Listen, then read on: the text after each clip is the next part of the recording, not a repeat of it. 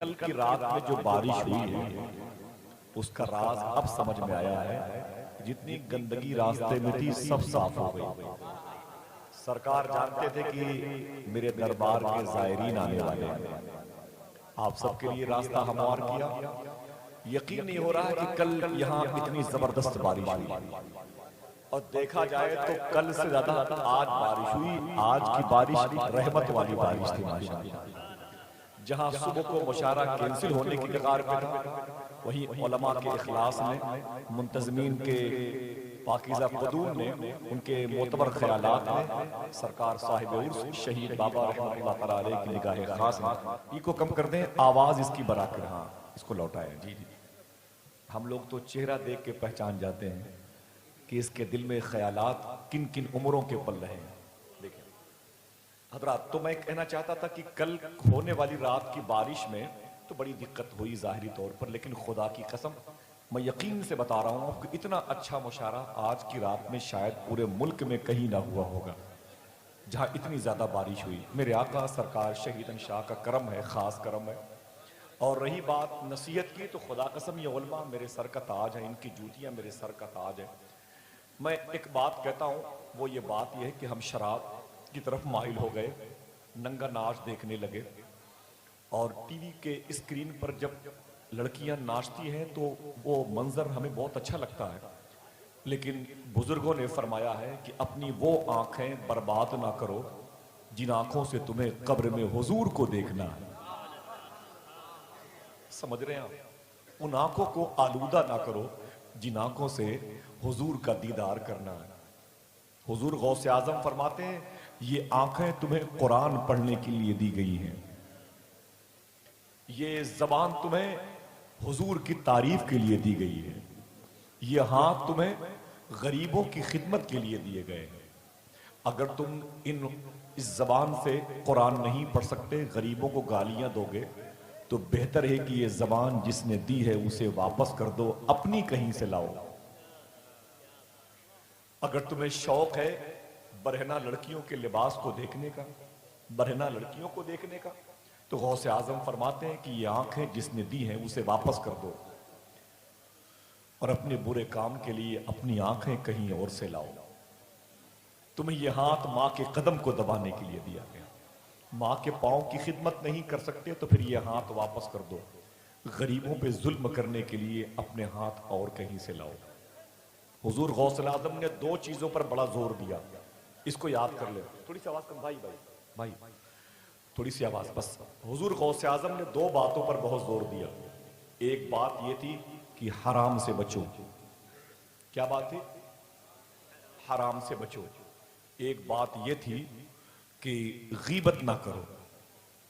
दो बातों पर अमल कर लिया तो मुझे यकीन है कि कोई शराब नहीं पिएगा। जब लोग हराम खाने के आदी हो जाते हैं तो वो शराब पीने के भी आदी हो जाते हैं। और जब लोग गीबत करने लगते हैं अपने भाई की, तो फिर मदीने वाले के भी गुस्ताख हो जाते हैं। गीबत से बचो, हराम से बचो। अगर आपने एक बात पर अमल कर लिया तो कसम खुदा की मैं ये समझता हूं कि कल ही जितने लोग बैठे, ये हजारों का हजार का मजमा, कल ही हिंदुस्तान में इनकलाब बर्पा कर देगा। ये कागजी बात नहीं है, कल ही। वो क्या है? मैं कल गोवा में था तो मेरे दोस्त हैं, वो शायद अगर कभी रिकॉर्डिंग सुन ले तो उनको तकलीफ ना हो जाए, लेकिन बात मुझे अच्छी लगी, मेरे अपने मिजाज की थी, अल्लाह के तौफीक से। मेरे सामने बहुत सारे खाने लाके रखे उन्होंने, तो फिर वो कच्चे आम के उन्होंने सलाद बनाए थे। तो मैंने कहा यार ये आम कहाँ से तुम मिल गए? बोले आसिफ भाई गोवा में अभी आम का मौसम तो नहीं आया, लेकिन मेरे घर के बगल में एक आम का पेड़ है, उसी का ये फल है जो मैंने आपके सामने सलाद के तौर पे लाके रखा है। तो मैंने कहा ये पेड़ किसका है? बोले ये पूरी बिल्डिंग है, उस आम के पेड़ पर सबका हक है। तो मैंने कहा जो आम आपने तोड़ा है क्या पूरी बिल्डिंग वालों ने अपने घरों में आम का सलाद बनाया है? तो बोले नहीं, ये सिर्फ मैंने तोड़ा है। मुझे बार बार कहते रहे, मैंने इनकार किया। मैंने कहा मैं माजरत चाहता हूं, भूखा चला जाऊंगा, मुझे इस आम पर प्रेशर मत देना। बोले क्यों? मैंने कहा जैसे आपका हक है वैसे पड़ोसियों का भी इस पर हक है। मैंने कहा मेरे खून को खराब ना करो, उमर फारूक आजम जब मदीने शरीफ में सूखा पड़ा हुआ था तो अपने घर में आया था। आगे बाबू भाई, माशाल्लाह बैठे। उमर फारूक आजम जब घर मदीने शरीफ में सूखा पड़ा हुआ था तो अपने घर में आए, देखा तो आपका सगा बेटा तरबूज खा रहा था। क्या खा रहा था? जोर से बोले। तरबूज खा रहा था। तो उमर फारूक आजम ने अपने बेटे का गिरेबान थाम लिया, मैं खड़े हो जाओ, पूरे मदीने वाले पानी के लिए तरस रहे हैं और तू खरबूज खा रहा है, तू तरबूज खा रहा है, तुझे ये तरबूज किसने ला के दिया? तो उसने कहा, अब्बू मेरे फलां मुल्क के एक दोस्त हैं, वो मदीने शरीफ में आए थे, तरबूज अपने मुल्क से लेके आए थे। उमर फारूक आजम कहते हैं पूरा मदीना प्यासा है, उमर का बेटा ठंडा मशरूब पी रहा है, अगर खुदा ने कल मैदान महशर में मुझसे पूछ लिया तो मैं क्या जवाब दूंगा? या तो ये तरबूज सबको दे या जिसने दिया उसे वापस कर दे। जायज चीजों में इस कदर एहतियात, और हम दूसरों की चीजें लूट लेते हैं, कोई नसीहत नहीं। आप पढ़े लिखे लोग हैं, कोई नसीहत नहीं। कल से करना क्या है ये मुझे बताना पड़ेगा। आप जब बाजार जाएं, जो सामान खरीदें, एक चीज पर अमल कीजिए, जब भी वो तौल करके तुम्हें दे, अगर उसमें एक दाना चीनी का भी ज्यादा हो तो उसे वापस कर दीजिएगा। वो आपका चेहरा देखेगा। क्या कहना है? मेरे मजहब में ये चीज जायज नहीं है, मुझे मेरे नबी ने मना फरमाया है। 500 ग्राम मैंने आपसे जो सामान खरीदा उसमें 1-2 ग्राम कम दे वो चलेगा, लेकिन ज्यादा नहीं चलेगा। खुदा की कसम, आप सामान लेके घर चले आओगे, नबी का दीन दुश्मन के घर चला जाएगा, खुदा की कसम चला जाएगा। हाथ जोड़ता हूं, दूसरों की उस 1-2 ग्राम की सूरत में तराजू के एक पल्ले पर पड़ने वाली, अरे असलम भाई बहुत बहुत असलम भाई, मैं आपके कदम चूम लूं, मैं इस्लाम मैं आप लोगों के, मुझे पैरों का धेवन धोवन मिल जाए बड़ी बात है। मेरी बात समझ रहे हैं? जहमत ना दें उलमा को, कितनी तकरीरें करें ये लोग, कितना समझाएं, गले खुश्क हो गए, जबानें खुश्क हो गई, हम उसी ढर्रे पे चल रहे हैं। आप कुछ भी करें, ये 2 काम कल से ना करें, परसों से फिर कोई बुरा काम नहीं करेंगे। मेरी बात समझ गए आप? बड़ी मुश्किल से दीन फैला है। हाथ जोड़ता हूं, इस दीन को यहां तक पहुंचाने के लिए गरीब नवाज ने फाके किए हैं, पेट पर पत्थर बांधा है, बड़ी कुर्बानियां दी गई है, तब ये दीन यहां तक पहुंचा है। वल्लाहि लजीम, इस दीन के हरे भरे दरख्त को हम सूखने पर मजबूर ना होने दें। नहीं समझा? कभी सोचे, आपको क्रिकेट के बारे में मालूमात है, थोड़ी बहुत मुझे भी है, बहुत लोगों को फिल्मी दुनिया के बारे में मालूमात है, बहुत लोगों को पॉलिटिकल के बारे में मालूमात है, ये चीज कब से राइज हुई, ये टीवी कब से आई, ये कैमरा कब से आया, आर्मी स्ट्रांग चांद पर कब गया, और मेरी सुल्तान ने कब इस्लाम कबूल किया, बहुत सारी बातें। कभी सोचा आपने कि हिंदुस्तान में इस्लाम कब आया? किसी से पूछा, मुझे माफी चाहता हूं, किसी से पूछा आपने कि हिंदुस्तान में इस्लाम कब आया? ये तो पता कर लिया कि मोदी गुजरात से दिल्ली कब आया, ये पता कर लिया कि फला मंत्री जेल में कब गया, सब पता कर लिया। कभी पूछा आपने कि हिंदुस्तान में इस्लाम कब आया? मुश्किल से 10 दिन हुए, मैंने वो समुंदर का किनारा देखा जहां इस्लाम पहली मर्तबे आया, टोपी उतार करके वहां की मिट्टी से रगड़ रहा था। मालाबार की जमीन थी, हजरत मालिक इब्न दीनार की मजार शरीफ है, उनके रोजे पे गया, मालूम पड़ा कि मालाबार यहीं पर इस्लाम आया था। तो हिंदुस्तान में इस्लाम कैसे आया? बस आखिरी बात, इसे याद कर लें, खुदा की कसम कुछ नहीं करना आपको। आप किसी दूसरे के तराजू के पल्ले पर झुकने वाली वो चीज जिसकी कीमत आपने नहीं दी है, उसे क्या कल से लेके आएंगे?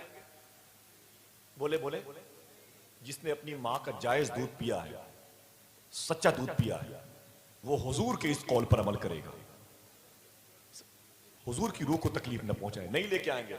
हमें जो खुदा तुम्हें जायज तरीके से 1 किलो चीनी दे रहा है, 10 ग्राम चीनी अपनी तरफ से लेके आने में कौन से कामयाब हो जाएंगे?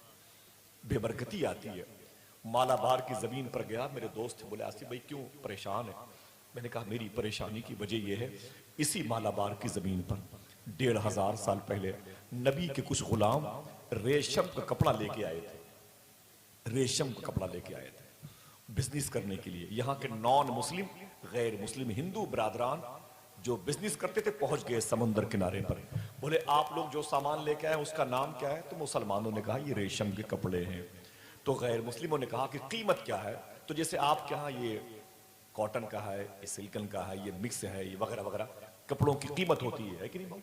तो उन मुसलमानों ने बताया कि इस गट्ठर में ये कपड़ा है, उसकी ये कीमत है, ये कीमत है, ये कीमत है। लेकिन जो सबसे कीमती कपड़ा था कादरी भाई, जब उसके बारे में यहाँ के हिंदू बिरादरान ने पूछा, ये रेशम का कपड़ा है? कहा हाँ। कहा इसकी कीमत कितनी है? तो मुसलमानों ने कहा ये सबसे सस्ता है, सबसे सस्ता कपड़ा। तो लोगों ने कहा यार ये तो रेशम का है। तो कहा हाँ। कहा ये सबसे महंगा होना चाहिए, ये सबसे सस्ता क्यों है? तो मुसलमानों ने कहा था उसकी वजह यह है कि पूरे गट्ठर में, पूरे थान में एक बालिश्त कपड़ा खराब है, ऊपर से लेमिनेशन था कपड़े का। कहा लेकिन अंदर से खराब है, एक बालिश्त कपड़ा पूरा खराब है। 1500 साल पहले यहां हिंदुस्तान के हिंदू मजहब के व्यापारियों ने एक जुमला कहा, उसे भी सुनिए, फिर नबी के गुलामों का जुमला सुनिए। 1500 साल पहले मालाबार की जमीन पर साहिल समंदर की रेत को गवाह बना के यहाँ के हिंदू बिरादरान ने कहा, अपने ऐब को छुपाकर माल बेचना मुश्किल आता है, अपने अपने ऐब को छुपाकर माल बेचना मुश्किल आता है, अपने ऐब को दिखा करके माल बेचने का तरीका तुम्हें किसने सिखा दिया? समझ गए? जैसे ये सवाल किया उन लोगों ने कहा मुझे मेरे नबी ने बताया। कहा इसमें तुम्हारे नबी कौन है? कहा यहां नहीं है। कहा वो कहां? कहा वो मदीने शरीफ में है। कहा वो आए नहीं है? कहा आ नहीं सकते। क्यों? उनका इंतकाल हो गया। वो और सर पीट लेने लगे, बोले वो दुनिया में नहीं है। बोले जाहिरी तौर पर नहीं है, जाहिरी तौर पर वो नहीं है। तो उन लोगों ने कहा जब उनका इंतकाल हो गया तब उनकी बातों पर क्यों अमल करते हो? तब मालाबार के समंदर के किनारे पर बैठने वाले मुसलमानों ने कहा था कि मेरा नबी अभी भी दुनिया को वैसे ही देखता है जैसे लोग अपनी हथेली देखते हैं। पहली मर्तबे मालाबार की जमीन पर यहाँ के हिंदू बिरादरान ने मुसलमानों के ताजिरों से कपड़े का थान बाद में लिया, इस्लाम पहले कबूल किया। इस्लाम कबूल करने की वजह यह है, तुम कभी न सोचना कि मुझे कोई नहीं देख रहा है, तुम्हें मदीने वाले तो देख ही रहे हैं। मदीने वाले के बेटे शेख अब्दुल कादिर ने कहा है, मैं दुनिया को वैसे ही देखता हूं जैसे हथेली पर राई का दाना। जब हम हराम खाते हैं तब भी गौसे आजम देखते हैं, जब लूट के लाते हैं तब भी गौसे आजम देखते हैं। अच्छा, उलमा बैठे हुए हैं, कभी सोचा आपने गौसे आजम ने क्या कहा? मैं दुनिया को हथेली पर ऐसे ही देखता हूं जैसे राई का दाना। अगर उलमा बेदार हैं जहन तो उनका कदम चूम कर एक जुमला कहता हूं। गौस पाक फरमाते मैं दुनिया को वैसे ही देखता हूं जैसे हथेली पर राई का दाना। एक शख्स ने पूछा हुजूर क्या मतलब? गौस आजम फरमाते मैं ये कहना चाहता हूं जैसे मैं दुनिया को हथेली पर राई के दाने के बराबर जानता हूं वैसे दुनिया मेरे बारे में राई के दाने के बराबर जानती है। समझ गए? इसी राई के दाने में आप भी हैं, इसी राई के दाने में हम भी हैं। दुनिया के 208 मुल्क गौस आजम की हथेली पे हैं। हमारे बुरे किरदार को गौस आजम देखते हैं। खुदा की कसम ऐसा ना करें। तो कल से हमको क्या करना है? इंशाअल्लाह कोई भी सामान बाजार से खरीदना है, जितनी कीमत आप दें उतना सामान लेके आए। समझ रहे? एक अंगूर का दाना भी घर में ना लाएं। अगर वल्लाही लजीम आपने इस पर अमल कर लिया तो मुशारा आपके लिए भी कबूलियत की सनद बन जाएगा। रातों रात नसीहत करना, बहुत सारी बातें मेरे जहन पे है, मेरे कुलूब में है जो मैं बयान कर सकता हूं, लेकिन ये इतनी नसीहत आपके लिए और आपकी दुआ मेरे लिए काफी। मेरे लिए दुआ करें अल्लाह मुझे मुसलमान बना दे, और मैं आपके लिए दुआ करता हूं आपको सरकार शहीद बाबा के उर्स की तकरीब के सदके में अल्लाह हराम खाने से बचाए। रही बात गीबत की, जो मेरी ये माँ बहनें बैठी हुई, मुझे नहीं मालूम है कि इनके छत के ऊपर, इनके ऊपर सर के ऊपर कोई छत, कोई साहिबान है कि नहीं, लेकिन इनकी गोद में 5-5, 6-6 महीने के बच्चे ठिठुरते होंगे। अफसोस हो रहा है इनको देखकर, लेकिन फिर भी ये नबी की मोहब्बत में, गौसे आजम की मोहब्बत में, सरकार शहीदन शाह की मोहब्बत में बैठी हुई है। ऐसे ही एक औरत आ गई थी 6 साल का, एक औरत आ गई थी, पेट में बच्चा था, लाहौर में एक जलसे में आ गई, और जलसे में तकरीर करने वाले ने, तकरीर की टॉपिक क्या था? इश्क रसूल। वो माँ नबी का जिक्र सुनती, नबी के आशिक कैसे थे, नबी के दीवाने कैसे थे, सुभान अल्लाह, तड़पती रही। जब एक वाकया सुनी तो चीख मार के रोने लगी। वाकया क्या था? हुजूर ने फरमाया मेरे गुलामों जरा ये बताओ, मेरी मस्जिद में एक बूढ़ी औरत रहती थी, 3 दिन से वो नजर नहीं आ रही, वो कहाँ चली गई? तो गुलामों ने कहा हुजूर उसका इंतकाल हो गया है। नबी रोने लगे, फरमाया मुझे बताया नहीं। तो गुलामों ने कहा कि हुजूर वो गरीब औरत थी। अब गरीबों की मिट्टी में क्या तकलीफ दें आपको? मेरे आका बहुत रोए, बोले तुम्हें नहीं मालूम मेरे गुलामों, मेरे आका फरमाते हैं वो खुदा के घर में झाड़ू लगाती थी। मुझे बताओ यहां से बबेरू बांदा में होने वाली शादी की डेट आपको मालूम है? बच्चों से कहते हैं 3 दिन पहले चलना है, कपड़े तैयार रखो, ये करो वो करो, फतेहपुर जाना है दावत वलीमा, अतर्रा चले जाना है, बांदा चले जाना है। कभी आपने अपने बच्चे से कहा बेटे चलो मोहल्ले की मस्जिद में झाड़ू भी लगाने? कभी कहा? मुझे बताओ, दिल से बताओ, क्या मुश्किल है भाई? क्या चाहते हो कि इसके खिलाफ भी हुकूमत कोई कानून बना दे? हाँ, कभी कहा आपने? कहना चाहिए कि नहीं? मुझे बताओ आप, अगर मस्जिद में छिपकली ने बीट कर दिया उसे कौन साफ करेगा? उसे कौन साफ करेगा मुझे बताओ? तो मस्जिद में गर्दो गुबार जम जाते हैं, रमजान आके निकल जाता है, कुरान के पारे इंतजार करते हैं, कोई तो आके मेरी जियारत कर ले। कुछ कीड़े हैं जो घूमते रहते हैं कुरान के पारों के पास, कोई सफा कमजोर देखते हैं उसी में घुस जाते हैं, दब के मर जाते हैं। एक शख्स कहता यार ना देखने वालों से तो वो कीड़ा बेहतर था जिसकी मौत कुरान के पारे पे हुई। समझा कभी आपने? सोचा भी कभी आपने? हुजूर फरमाते हैं वो बूढ़ी औरत को तुम क्या समझते हो, तुमने गरीब कह दिया? वो खुदा के घर में झाड़ू लगाती थी और झाड़ू लगा करके किनारे बैठ जाती थी। जब मैं तकरीर करता तो मेरी सूरत देखती रहती थी, मेरा चेहरा देखती रहती थी। साहबा तुमने उसे दफन कर दिया, मुझे बताया नहीं, तुम क्या समझते हो उसे कोई नहीं जानता? उससे अल्लाह भी मोहब्बत करता है, उसका हबीब भी मोहब्बत करता है। यार ये कैसी औरतें थी जिनकी पेट से निकलने वाले बच्चे भी बने तो इस्लाम के दाई बने, इस्लाम के मुबल्लिग बने। उसी को सुनकर औरत तड़प गई, उसके पेट में बच्चा था, वो उभरे हुए पेट पर आंसू बहाती और मलती रहती। गई घर, कुछ महीनों के बाद डिलीवरी हुई, बच्चा पैदा हुआ, 1 2 3 5 6 साल का बच्चा हुआ। एक दिन वो बच्चा स्कूल चला गया, 2 साल का। जब 6 साल का हो गया बच्चा तो उस्ताद ने देखा कि जो बच्चे 5 बच्चे टॉप क्लास के आए, फर्स्ट, फोर्थ और थर्ड, फोर्थ और 5 पोजीशन पे आए, तो उस्ताद ने 5 बच्चों को बुलाया और वो जो बच्चा था उसका जो अपनी माँ के पेट में मजलिस में आया था वही बच्चा 1 नंबर पे आया था। उस्ताद ने पूछा अलग अलग बच्चों से, बेटा तू क्या बनना चाहता है? एक ने मैं डॉक्टर बनना चाहता हूँ। कोई बात नहीं जाओ तुम क्या बनोगे? बोले मैं चीफ जस्टिस। कोई बात नहीं तुम जाओ। तुम क्या बनना चाहते हो? उसने मैं एडवोकेट बनना चाहता हूँ। कोई बात नहीं जाओ। एक बच्चे से पूछा तू क्या बनना चाहता है? मैं प्रोफेसर बनना चाहता हूँ। कोई बात नहीं जाओ। अब बारी उस बच्चे की है जो अपनी माँ के पेट में नबी की महफिल में आया था, अपनी माँ के पेट में आया था, 4 महीने का था, 5 महीने का, अपनी माँ के पेट में आया था, नबी की महफिल में आया था। उस्ताद ने उससे पूछा तू क्या बनना चाहता है? उसने रोते हुए कहा मैं सहाबी रसूल बनना चाहता हूँ, मैं सहाबी रसूल बनना चाहता हूँ। उस्ताद ने कहा ये कैसी बातें करता है तू? तुझे नहीं मालूम ये कोटा बढ़ चुका है? जिसको नहीं मालूम बता दूं, सहाबी उसे कहते हैं जिसने ईमान की हालत में हुजूर को देखा हो। किस हालत में? सब लोग बोले, दिल से बोले, ईमान की हालत में हुजूर को देखा हो या हुजूर की सोहबत पाई हो और उसी ईमान पर उसका खात्मा हुआ हो, उसे कहते हैं, ऊंची बोले, सहाबी कहते हैं। उसने कहा मैं सहाबी रसूल बनना चाहता हूं। उस्ताद ने कहा दिमाग खराब है, 6 साल का इतने बड़े ख्वाब देखता है, तुझे नहीं मालूम कि सहाबी होने का दरवाजा बंद हो चुका है? तुझे ये ख्याल तेरे दिल में कैसा पैदा हुआ कि तू सहाबी बनना चाहता? उसने कहा जब मेरी माँ मुझे दूध पिलाती रही, मुझे बड़ा करती रही, तो मेरी माँ यही कहती रही जो सहाबी होता है वही आशिक रसूल होता है। मेरे दिल में इसलिए ये ख्याल पैदा हुआ कि मैं आशिक रसूल कैसे बनूं। 6 साल के बच्चे आशिक बनना चाहते हैं। आज के दौर में 6 साल के बच्चे मोबाइल के गेम खेलते खेलते अपनी आंखों पर इतने मोटे मोटे चश्मे लगा लिए, अब अपने बाप के मरते वक्त वो कुरान भी नहीं पढ़ सकते। सीधी सी बात है, अपने माँ बाप की कब्रों को भूलने वालों कहाँ जाएंगे? आइए दोस्तों इरादा करें तो अपने बच्चों को तालीम दें। ये बच्चे आशिक बने तो गीबत नहीं करेंगे। गीबत ख्वाजा शेख शरफ अब्दाल शाह ने ख्वाब में एक बुजुर्ग से फरमाया था, ये धौलपुर में इनकी मज़ार शरीफ है, आगरा और ग्वालियर के बीच में, ये गरीब नवाज के सगे भांजे हैं।